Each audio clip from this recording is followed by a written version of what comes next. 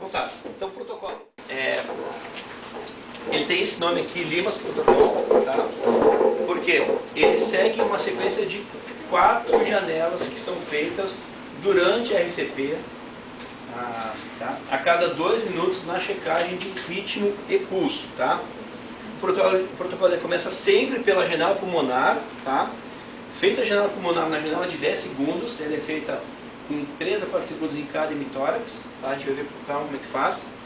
No ciclo seguinte, depois de 2 minutos para nova checagem de ritmo e pulso, a gente faz uma avaliação, uma imagem, uma janela da veia cava inferior, tá? Passa-se mais 2 minutos, uma primeira janela cardíaca, na mesma topografia da janela de veia cava inferior, uma mudança de rotação do transdutor, para fazer a primeira janela cardíaca, que é a subxifoide, tá? Passa-se 2 minutos, a próxima janela é uma janela paraesternal. Todas elas têm algumas características que é o que a gente vai trabalhar agora com calma, tá? Mas a sequência é sempre essa: pulmão, veia cava e coração. Depois de feitas as janelas tecnicamente adequadas, a gente vai continuar fazendo as janelas cardíacas, intercalando, sempre que elas forem de fácil visualização, até o final da RCP, quando for possível, tá bom? Aqui a janela, o AS, né, de aneurisma e tração de compressão, eu optei por não fazer na nossa avaliação aqui, para tentar simplificar um pouco mais. E até porque eu fugiria um pouco do escopo da pergunta que eu faço para a pesquisa, que é ver contratividade miocárdica, ok? Tá? Então, como é que é o ACLS? A gente identifica a parada cardíaca, identifica de forma precoce o ritmo e desfibrila quando indicado, tá? Não tendo indicação de choque, de desfibrilação, esse paciente entra no protocolo, tá? Inicia o BLS, compressão torácica e ventilação, e o ACLS. O ACLS ele é mantido, o formato, a forma, sem mexer em nada, tá? E nesse primeiro momento vocês vão auxiliar o médico a organizar a cena, certo? Quando abrir o protocolo, quando o médico der o ok, quando a cena estiver tranquila para começar, tá? Na primeira parada para checagem de ritmo e pulso, a gente avalia a primeira janela, que é a janela pulmonar, tá? E aqui eu falo para vocês, por que pulmão, pessoal? Tem um trabalho, um protocolo de um médico francês, um intensivista, chamado Daniel Lichtenstein. Ele fez um protocolo ultrassonográfico pulmonar. Ele examinou em torno de quase 300 pacientes no CTI dele, avaliando somente pulmão, tá? Desse protocolo dele, saiu um fluxograma, tá? No final desse fluxograma, dependendo do padrão de imagem pulmonar, é o que vocês têm na foto, na figurinha aí, não está muito bom, dependendo do padrão da imagem, vai se correlacionar com determinadas patologias, tá? Então a ideia do protocolo, começando pelo pulmão, é identificar um padrão pulmonar, eu vou buscar corroborar essa minha hipótese diagnóstica nas janelas subsequentes, de veia cava inferior e 2 janelas cardíacas. Esse é o objetivo de começar pelo pulmão, tá? Por quê, pessoal? Então, fez a janela pulmonar, 10 segundos, sai da cena. Se passam 2 minutos, na próxima parada para checar de ritmo e pulso, janela de veia cava inferior. Aqui tem dois grandes grupos de pacientes. Dos choques, dos tipos de choque que nós estamos acostumados, e choques que levam à parada cardíaca, nós temos um grupo que é um choque distributivo, hemorrágico, e um grupo de choque obstrutivo, certo? Esses 2 grupos, eles causam uma alteração na veia cava inferior, vocês podem olhar na figurinha aí, uma alteração de diâmetro e variabilidade da veia cava inferior. No choque distributivo hemorrágico é de um jeito, no choque obstrutivo é de outro. Essas patologias, elas não se confundem, não deveriam se confundir.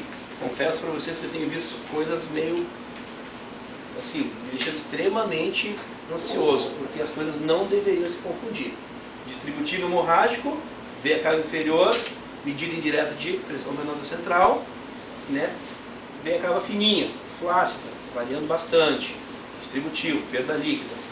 Choque obstrutivo, tamponamento, pneumotórax, cava gorda, choque cardiogênico, cava gorda, variando pouco, tá? É para ser assim. Então, quando eu começo pelo pulmão, eu identifico uma possibilidade patológica, eu venho para a veia cava já pensando em corroborar. Eu preciso buscar tal e tal padrão de veia cava para corroborar a minha hipótese. Por último, passa-se 2 minutos, a gente vai fazer a primeira janela cardíaca. Motor ou motion, por quê? É avaliação miocárdica de contratilidade. Lembra que a pergunta que eu faço é se o coração contrai ou não, e qual o desfecho dessa situação. Tá? Então, na terceira janela, que é a subxifoide, muito próxima da veia cava inferior, eu vou buscar corroborar aquilo que eu pensei vendo no pulmão e na veia cava inferior. Então, se eu estou pensando no TEP, tá? Eu vi aquele padrão no pulmão, na veia cava, e eu vou buscar sinais ultrassonográficos cardíacos que me falam, me confirmem que esse paciente tem TEP, certo? Se esse paciente tem um tamponamento, não existe ainda, eu já estou conseguindo identificar através da pesquisa um padrão pulmonar associado com tamponamento. E não existe nada na literatura dizendo um paciente com tamponamento tem qual padrão pulmonar, tá? Mas o tamponamento ele vai cursar numa situação de choque com veia cava inferior túrgida, um choque obstrutivo, lembra? O pneumotórax é um choque obstrutivo, tá? Então, quando eu venho para o coração, eu vou buscar corroborar isso aí. Tá? A única alteração que eu consegui identificar no pneumotórax hipertensivo, por exemplo, foi o deslocamento do coração do eixo normal, anatômico, onde esse pneumotórax é hipertensivo o suficiente para deslocar o mediastino. Fora isso, tá?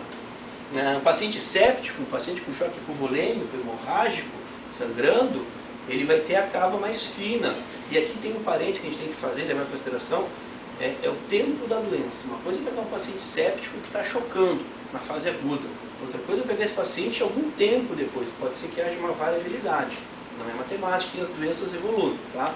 Mas até para encontrar um paciente séptico ou no choque distributivo, ele vai ter um padrão cardíaco compatível com aquilo. O coração hipercinético, hiperdinâmico. Certo? E aí eu vou buscar corroborar essa minha hipótese na janela cardíaca. Na subxifoide, primeiramente, e depois na parte external eixo longo.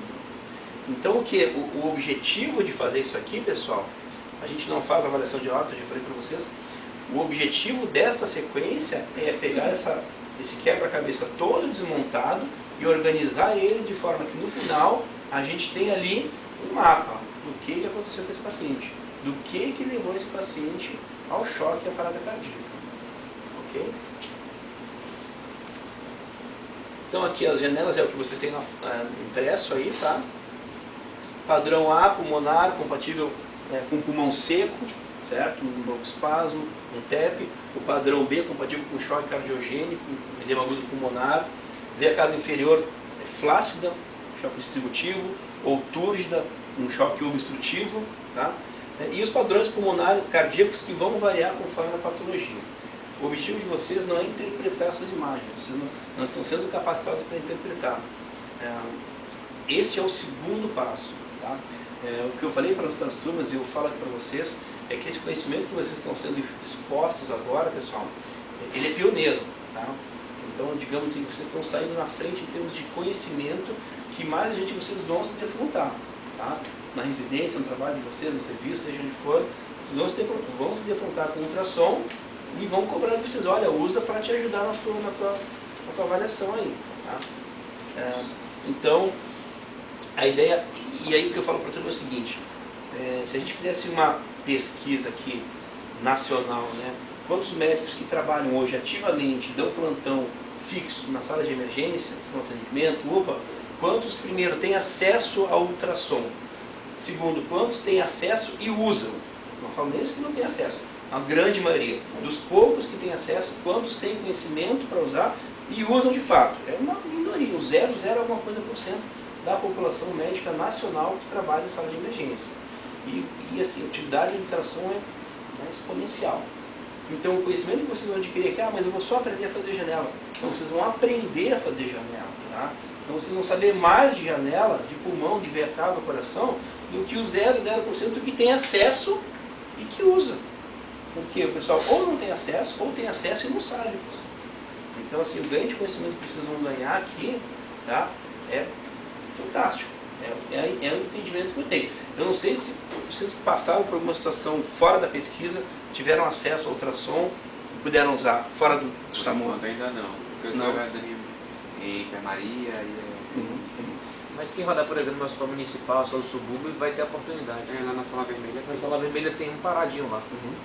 E muitas vezes, um dia eu estava dando plantão em outro setor lá, eu fui dar uma olhadinha, aí tava a parada cardíaca acontecendo. Eu falei, vocês já usaram ultrassom? Ele falou, não, ninguém quis saber operar, não. É isso, quando eu rodei lá na Sala Vermelha teve a mesma questão, porque na Sala Vermelha, quando a gente ficou, não tinha residente, acho que a residente não fica no final de semana, alguma coisa assim. Não fica não. Segunda a sexta. Segunda a sexta, então acho que só quem usa são os residentes porque eles aprendem na residência. Mas os plantonistas da Sala Vermelha, eles não têm a instrução que eles não usam.